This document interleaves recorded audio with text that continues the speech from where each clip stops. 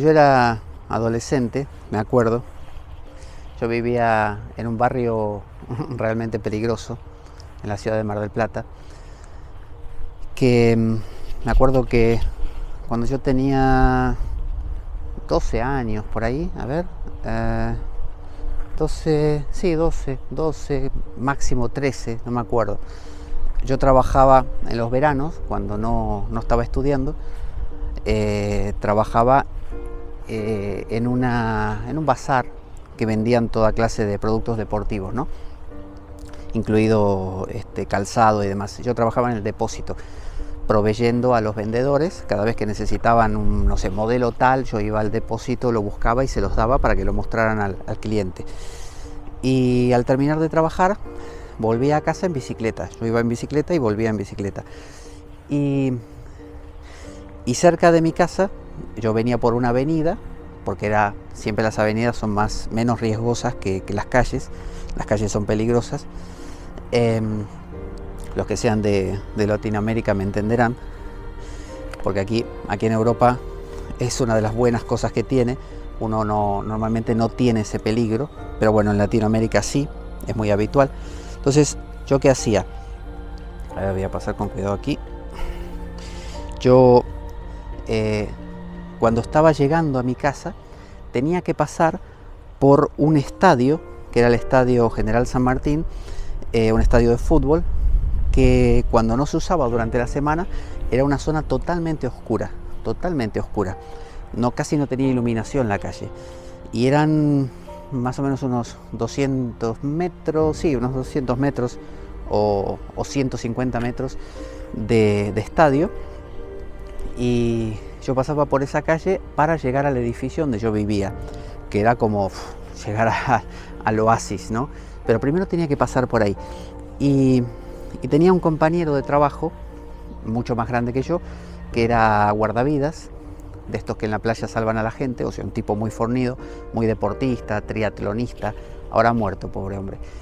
Y a veces volvíamos juntos, y él me había explicado, me decía, ten cuidado porque aquí, ¿sabes lo que hacen? Me dice, los que quieren, a los que pasan por aquí, asaltarlos, tienen unos perros que cuando pasa alguien te los tiran, te los lanzan, el perro te empieza a perseguir, tú vas en bicicleta y te caes. Y cuando te caes, te asaltan. Entonces, imagínate lo que era pasar por ahí. Era como una especie de jugarte la vida totalmente. Y esto era cada día. Cada día cuando yo volvía, era el momento de pasar frente al estadio. Y eran segundos, porque eran 150 metros por ahí, segundos donde te la jugabas por completo. O sea que podía salirte bien o podía haber un loco ahí. Y a veces había personas que uno las miraba y decía, bueno, este será, este no es, ¿no? Y estaba esa intranquilidad. Entonces, cuando uno se cría de esa manera, porque extendamos esto a muchas otras cosas, yo estoy dando el ejemplo de ese estadio, pero en realidad en muchas otras ocasiones ahí donde yo vivía ocurría esto. Y hasta ayer, porque cuando yo estaba en la Argentina hace 10 años atrás era similar. Entonces, pensemos cómo es vivir de esa manera, cómo es vivir con esa especie de precaución continua de que el otro abuse de ti. Es como si uno dijera, voy a estar en una cárcel a partir de mañana. Bueno, a partir de ese momento te tienes que cuidar de todo, porque todos van a querer aprovecharse de ti, y cualquier pequeña cosita que hagas puede ser el motivo de que otro se abuse, otro te lastime, otro se aproveche. Bueno, por lo menos mi experiencia, y esto nadie me puede salir al paso y decir, no, esto no era de esa manera. No, pues yo lo viví. Entonces, yo hablo de Latinoamérica, pero puedo hablar sí con certeza de mi ciudad, Mar del Plata, dentro de la provincia de Buenos Aires, dentro de Argentina, era así. Y te podían asaltar en cualquier esquina. A mí me han asaltado, me han robado bicicletas, me he encontrado con gente de esas que casi te asaltan, me han asaltado en la calle unos chicos también, y me han sacado la ropa y la billetera. Es decir, me ha pasado, o sea, no me lo estoy inventando, lo he vivido yo. Así que cuando uno se cría de esa manera, se cría con una suspicacia. Y entonces es como, hay un dicho que dice, el que se quema con leche ve una vaca y llora. Es decir, cuando una persona ha sido muy golpeada, como los perros, ya después el que lo viene a acariciar, el perro agacha la cabeza como diciendo, este me va a pegar también. Y quizá ese no le iba a pegar, ese le iba a acariciar. Pero el perro tiene ese miedo. Entonces, muchas veces, cuando nos pasan cosas fuertes, quedamos resentidos y desconfiados. Yo me reconozco como alguien que ha vivido esas cosas, que tengo una desconfianza mucho mayor que una persona que vivió toda su vida en un lugar apacible, tranquilo y que nunca pasaba nada. Entonces, quizá son extremos, obviamente, porque cuando uno vive en un lugar donde todo te puede pasar, uno se vuelve muy rudo, porque al ser desconfiado se vuelve áspero, se vuelve como que, ¿qué te pasa? ¿Qué es lo que quieres? ¿No? ¿Por qué me estás preguntando la hora? Así como ya generando distancias. Y eso agota, agota y mucho, porque te cansa siempre estar ahí a la defensiva, siempre estar, ¿no?, cuidándote de... Pero también te afina eso y te da recursos, porque te obliga a intentar hacer algo contra todos. O sea, todo el mundo es como vivir, imagínate vivir en un lugar donde todo el mundo quiere, como la cárcel, ¿no?, abusar de ti. Uno te quiere robar tu ropa, otro los zapatos, otro la comida. Entonces tienes que ingeniártelas y justamente trabajar el ingenio, eso mismo, para poder sacar el máximo provecho de cualquier cosa. Eso está buenísimo, pero pagas un precio muy grande, que es el precio de nunca relajarte. Cuando alguien vive, por el contrario, en un ambiente, como suele pasar aquí, por ejemplo, en Europa, o más todavía en los países nórdicos, donde se dice que todo es mucho más tranquilo, más previsible, por un lado vives más tranquilo, justamente, y por otro lado se reducen las habilidades ingeniosas, porque el ingenio es hijo del dolor.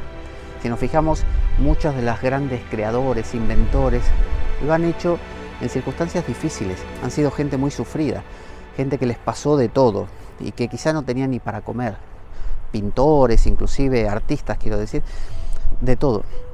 Entonces, yo creo que todo es importante, porque si uno pone a una persona como este hombre de la película del persa, ¿no?, que decía, le dijo al alemán, dice, estoy cansado de tener miedo. Claro, si uno está en un campo de concentración y en cualquier momento te pueden mandar a matar, en cualquier momento te pegan un tiro, en cualquier momento a otro se le ocurre, no sé, cortarte una oreja y te la cortó. Es decir, si uno está así, el estrés te mata. Llega un punto que no te queda vida. No podés aguantar vivir así. Llega un punto que decís, mátenme, no lo aguanto esto. Pero por otro lado, la comodidad absoluta, esa especie de burguesía tranquila, del noble, el que lo tiene todo, también te aplasta. Pero el que está sometido al estrés exagerado de tener que sobrevivir a veces necesita descansar un tiempo para recuperar. Y el que está hace mucho descansando necesita ponerse en marcha. Entonces, yo creo que hay un equilibrio sano de las cosas. Y es como la bicicleta, que siempre nombro. Si te vas para la izquierda, te tiras para la derecha. Si te vas para la derecha, te tiras para la izquierda. Por eso no creo que la realidad, por ejemplo, latinoamericana, sea mejor que la europea o la europea mejor que la latinoamericana. Yo creo que si bien hay muchas suspicacias de que el europeo dice, ay, porque esos son como bárbaros que vienen de un mundo totalmente caótico al nuestro, pasa mucho más con los árabes todavía, que vienen de un mundo realmente de guerras y otras cosas, ¿no?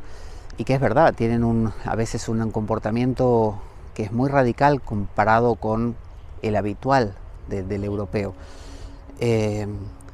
Y a su vez el latino o el árabe dice del europeo, no conoce nada de, no sé, del dolor, de la vida. Entonces yo creo que se produciría un equilibrio sano cuando cada uno de los polos no pretende mantenerse en ese polo, sino que se da la posibilidad de poder fluctuar, de poder aprender del otro y de poder también transitar, el camino que el otro transita. Entonces, cuando el otro vive una vida tranquila y uno necesita un poco de vida tranquila, está muy bien tenerla. Y está muy bien tener conflicto y cambios y desafíos cuando uno también lo necesita. El problema es cuando uno se queda eternamente en uno de los polos. Ahí se enferma. El que vive cómodo toda su vida y no cambia nada, se apoltrona, se aplasta y no crea. Y el que vive todo el tiempo en un conflicto continuo, como pasa la gente en Medio Oriente, que vive de guerra en guerra, esa gente ya deja de crear y deja de tener grandes motivaciones, porque es tal el nivel de estrés que terminan anulados. Por eso yo creo que se podría dar una nutritiva, un enriquecimiento nutritivo y cruzado si sabemos estudiar las culturas de los demás, de manera tal que al hacerlo podamos incluir cosas de ellos en nuestra vida. Entonces yo puedo incluir un poco del caos de un Medio Oriente cuando lo necesite, y puedo incluir un poco de la paz y del equilibrio quizá de una Europa cuando lo necesite. Y de esa forma equilibrar nuestras vidas y no pretender vivir simplemente en esos extremos en los que solemos estar. Para pensarlo.